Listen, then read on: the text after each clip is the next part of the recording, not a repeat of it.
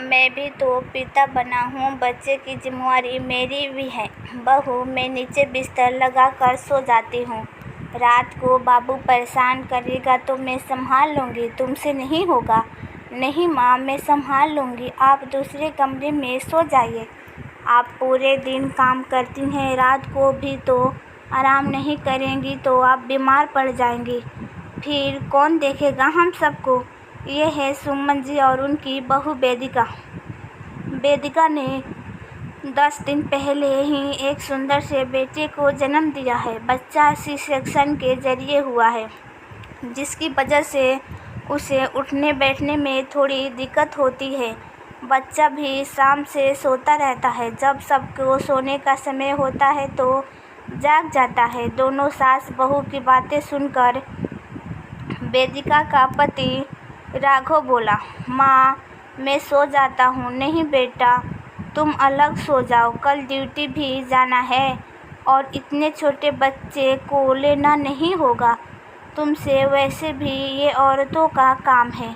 माँ की बात सुनकर राघव कुछ नहीं बोला और सोने चला गया।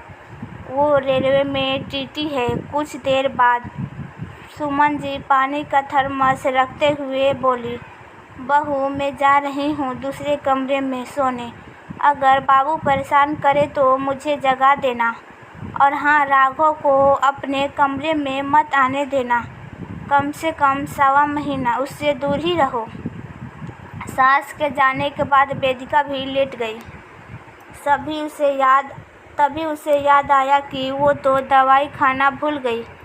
उठी, दवाई ली और पानी का थर्मस भी तो देखा कि पानी तो ठंडा है।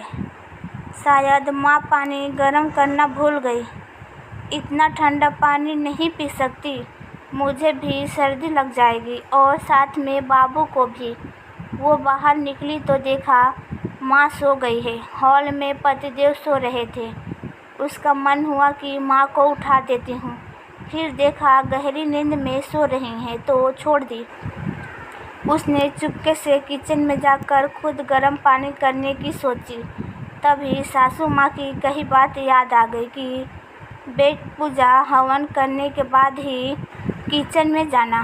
वो अंदर जाकर सोचने लगी, क्या करूँ, ठंडा पानी ही पी लेती हूँ। लेकिन जैसे ही उसने गिलास में निकाला पानी काफ़ी ठंडा था, पीने की हिम्मत नहीं हुई।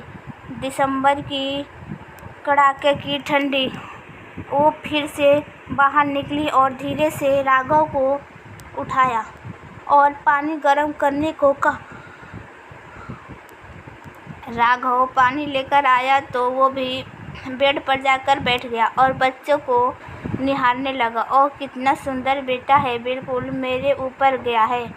वेदिका बोली, नहीं मेरे ऊपर गया है, दोनों के तेरे मेरे के चक्कर में बच्चा उठ गया।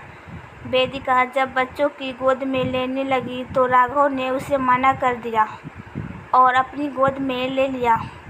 वेदिका लेट गई और दोनों बातें करने लगे।